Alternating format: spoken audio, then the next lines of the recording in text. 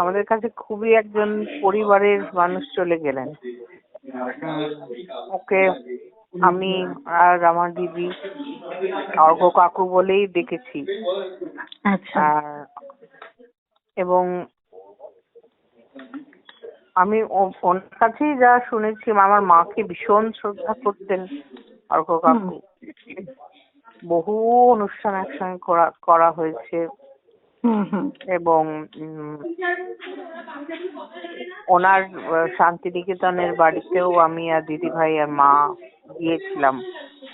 সেখানে বসে গান শোনানো হয়েছে এবং উনিও আমাদের সঙ্গে গান গেয়েছেন।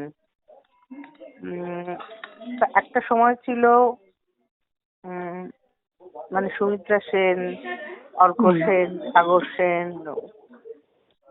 বন্দনা সিংহ, এরা সবাই একসঙ্গে অনেক প্রচুর অনুষ্ঠান করেছেন এবং আমাদের যে সংস্থা ত্রিবেণী ছিল সেখান থেকে অনেক অনুষ্ঠান হয়েছে আর কি। তো একটা মানে আদ্যপান্ত ভালো লোক, কিন্তু লোকে দেখে মনে করতো যে ভীষণ কঠিন। আচ্ছা। হ্যাঁ, ভেতরটা ভীষণ নরম। আর লাস্ট আমার সঙ্গে দেখা হয়েছিল ওই রবিতীর্থ প্রাক্তনের একটা অনুষ্ঠানে। ওনাকে নিয়ে আসা হয়েছিল, উনি দুটো গান গেয়েছিলেন, তখন আচ্ছা দেখা হয়েছিল আর কি, বেশ অনেকদিন আগে।